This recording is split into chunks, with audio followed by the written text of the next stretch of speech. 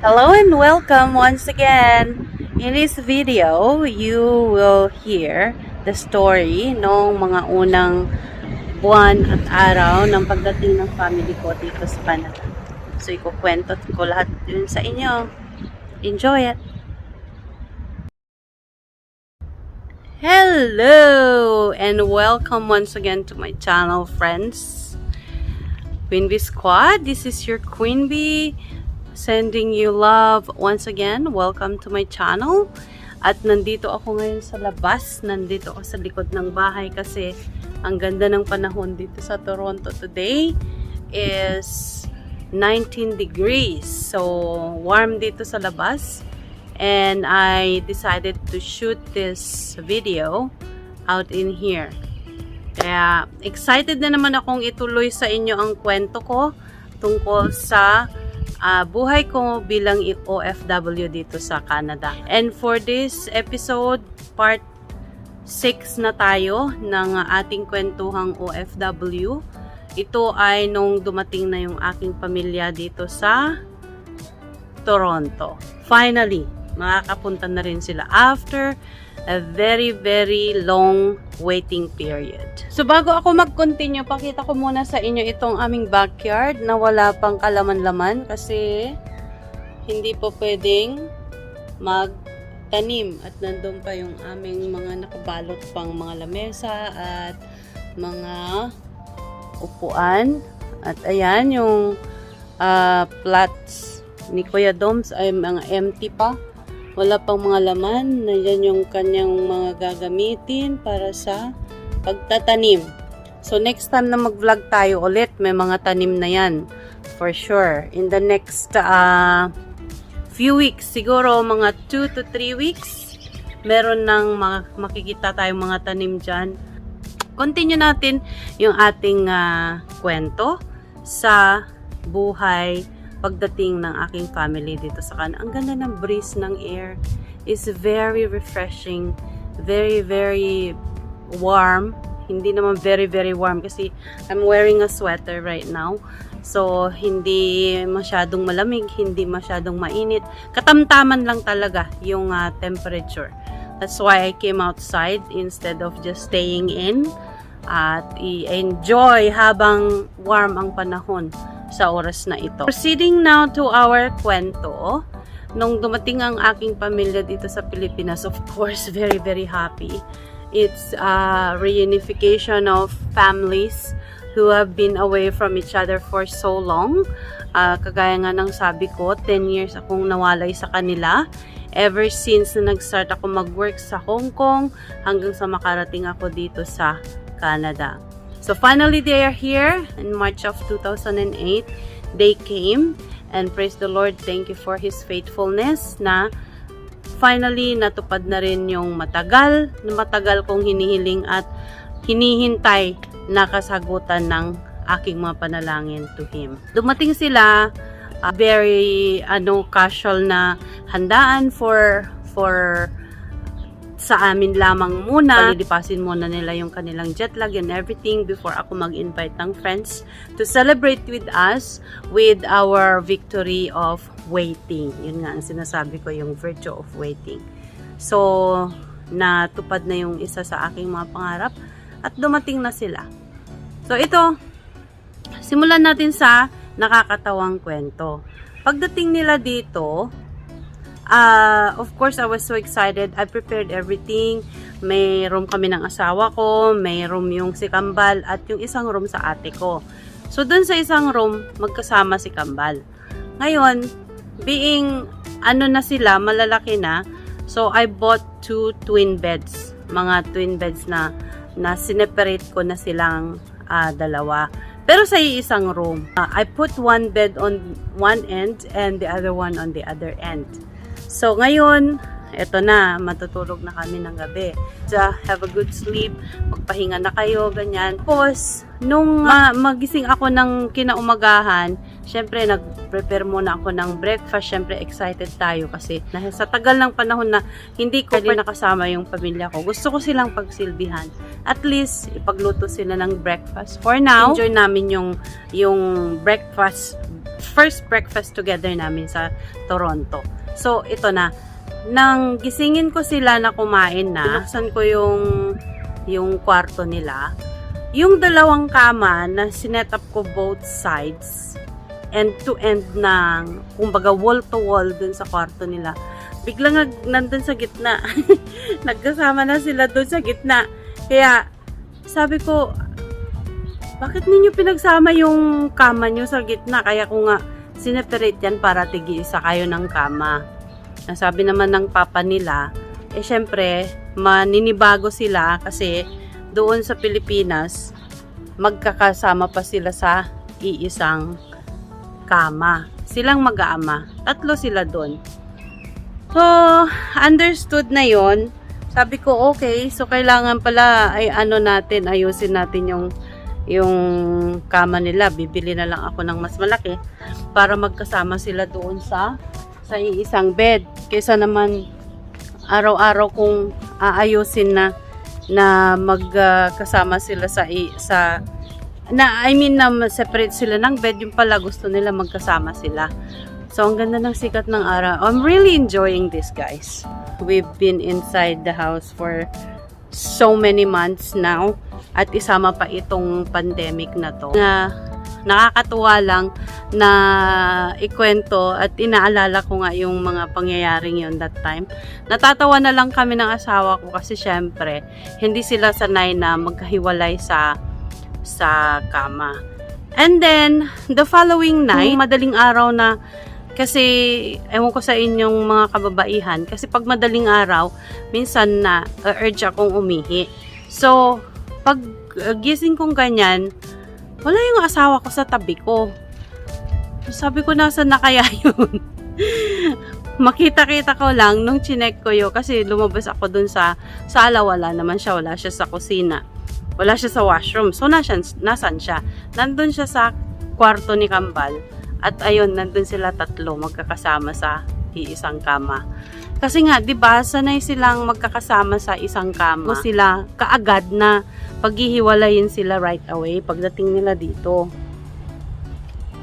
So, eto, nag-change ako ng spot kasi ang ganda ng sinag ng araw. Gusto kong maarawan. Kasi sa tagal na ng panahon na hindi ako naarawan is I'm really craving for sunlight. Na hindi ako naka-jacket at naka long sleeves ako pero at least cashmere lang na manipis, hindi jacket kumbaga. So eto na nga, very very exciting itong ating kwentuhan. Although it's a bit emotional kasi syempre bagong dating yung family mo, mixed emotions ka. Very very happy ako that time na alam ko nandito na. Finally, nandito na, kapiling ko na yung pamilya ko and we can grow together as a family, tackle everything as a family, battle everything as a family. So, masayang-masaya ako that time. Pero nung na-found out ko na pati yung asawa ko, pumunta doon sa kwarto na tinutulugan ng mga anak ko, nalungkot ako. Sabi ko, I understand na namimiss niya yung silang 3 magkakasama sa kama. Pero, I wonder if he really missed me. Parang, ganun ang feeling ko that time. Very emotional ako. At, umiiyak na lang ako mag-isa doon. Naiiyak ako, guys. Naalala ko kasi para bang, ang feeling ko noon, parang sabi ko, bakit hindi niya ba ako namimiss? Hindi ba ako namimiss ng mga anak ko? I understand kung ano yung pakiramdam nila, yung pakiramdam niya kasi syempre magkakasama silang matulog sa isang kama for the longest time, for a very very long time. Tapos biglang mawawala yun sa kanila. Para bang feeling ko tuloy pinaghiwalay ko sila na yung company ng bawat isa. So, that was a really big struggle for me before. Sorry guys, sorry. Kasi pag naaalala ko, naiiyak talaga ako. Although na-overcome na namin lahat yung mga struggles na yon. Pero pag naaalala ko, fresh pa rin doon sa memory ko at natatouch pa rin yung emotion ko every time na maalala ko yon. So, moving forward tayo, mga parts na talagang nakakaiyak kasi nga pagka lumalabas kami, halimbawa pumunta kami sa mall, lagi silang tatlo nagkukumpol, ako para bang naiiwan ako sa likod nila na mag-isa, pinapanood ko lang silang naglalakad na tatlo. Kaya yun nga ang sabi ko, naiintindihan ko naman sila kasi sila lahat yung magkakasama sa napakahabang panahon. Pero ang question ko noon sa isip ko, sabi ko, hindi ba nila ako namimiss? Hindi ba nila ako gustong isama doon sa ano nila? Doon na lang, lalo na sa asawa ko. Nagtatanong na ako noon, bakit parang hindi ako nito namimiss na makasama lagi. Parang yung ganun ang question ko sa isip ko. At alam mo na, pag may mga nakikita kang mga ganung pangyayari is hindi mo iwasang mag-isip ng hindi maganda. Kinikimkim ko lang yun sa kalooban ko na hindi ko sinasabi kahit kanino. Pero nag-o-observe lang din ako kung ano yung mga susunod na mga mangyayari. So, mga ganong bagay na laging parang naa-out of place ako, na sila lang lagi tatlo yung magkakasama, na pag nagkukwentuhan, parang hindi nila ako sinasama. Yung ganon, ewan ko kung nagiging sensitive lang ako that time because I was expecting for a different reaction from them, or normal lang yun sa ganong sitwasyon. So, inisip ko na lang na magbabago din ito, mababago din yung interaction namin sa bawat isa. Na sa mga pinakamaliliit na bagay, parang nagtatampo na yung kalooban ko. Halimbawa, pag nagluto ako ng something, tapos sasabihin nila, Papa, ikaw bang nagluto nito? Tatanungin nila yung papa nila. At pag sinabi ng papa nila na hindi, si mama yung nagluto niyan, parang yung facial expression nila, kahit hindi nila sabihin, oh, hindi masarap, nakikita mo sa facial expression nila na hindi masarap yung luto. Mga ganong pagkakataon, very sensitive ako. Parang inaano ko na I am not really that important to them. Hindi nila ako namimiss. Parang hindi sila excited na nandito. Mga ganong bagay. Kasi nga, nabanggit ko, diba, yung aming tinirhan is a basement apartment. Sabi nila, bakit tayo sa loob ng lupa nakatira? At di ba maliit nga lang yung space. I mean, it's a 3-bedroom basement apartment, pero hindi kagaya sa bahay sa Pilipinas. So sabi nila, bakit daw doon kami nakatira samantalang sa Pilipinas ang laki ng bahay namin. So mga ganun na naninibago sila. I have to explain everything to them na ganito dito.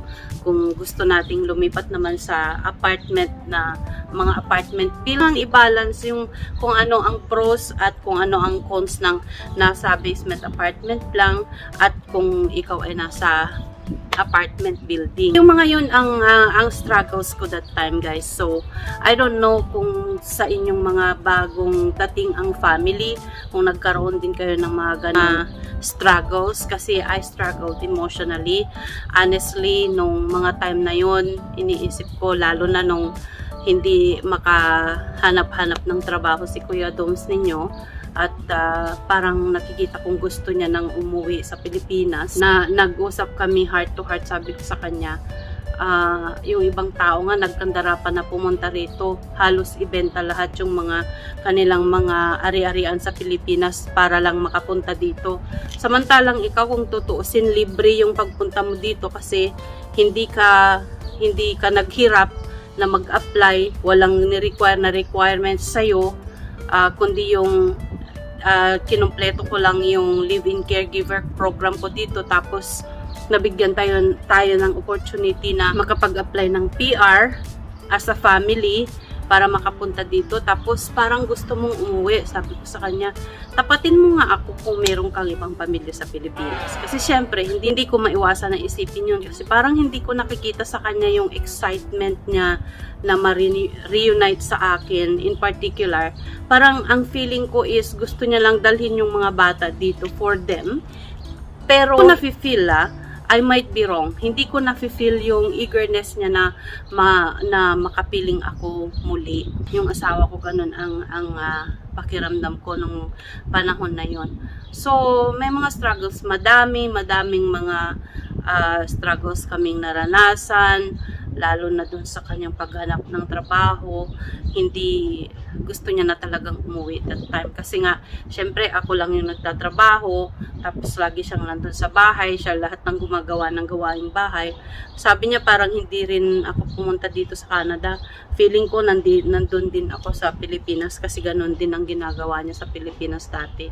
Siya yung nasa bahay, although hindi siya ang naglalaba or naglilinis, siya yung nagluluto para sa mga bata when they were still there. So, naintindihan ko yung feeling niya na gusto niya nang magtrabaho right away. Pero yun nga, yung requirements dito sa Canada is kailangan meron kang Canadian experience. Although it's very ridiculous for them to ask for a Canadian experience from a person who just came in the country. Paano ka makakapag-present ng Canadian experience kung bagong dating ka lang? Kailangan i-employ ka muna nila para makapagsabi ka na, oh, eto yung Canadian experience ko as a worker or a laborer here in your country. So, but anyway, napagdaanan din namin yun. Kumbaga lumipas din yun na-settle din namin kasi nagkaroon siya ng trabaho through one of our friends in the church at doon nga nag-start yung kanyang pagtatrabaho sa mga buildings.